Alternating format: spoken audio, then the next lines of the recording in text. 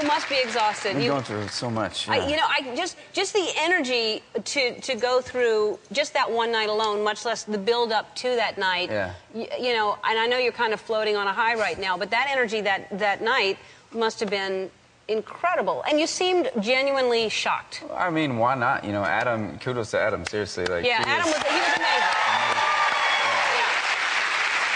But yeah, I was totally shocked, and you know, and the whole night was just great. You know, it really was, like performing with Queen and performing with Keith Urban and just and seeing Adam and Kiss. It was great. It was you really and great. Keith were great together. Yeah, thank you.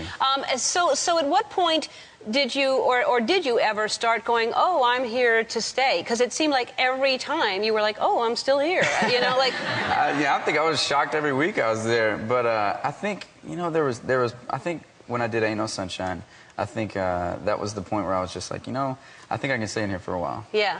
Yeah, I mean, I was looking at you for a while going, no, he's really got something. He's really, because they were focusing on Adam, and I love Adam, and I think he's, you know, you're two completely different people. But when you did the Kanye song, I was like, wow, that is unbelievable that you chose that even. Was that something you had done before, or was that the first time? No, actually, it was, we could do whatever we wanted. Right.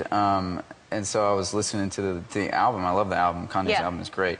And I was listening to the album. I was like, what if I did that? I think it would shock people, you know. And did my own arrangement of it. It was a lot of fun. Yeah, it was incredible. Now, were you singing before this, or what made you go into this? You know, I've been singing for a long time. I started playing guitar when I was 13.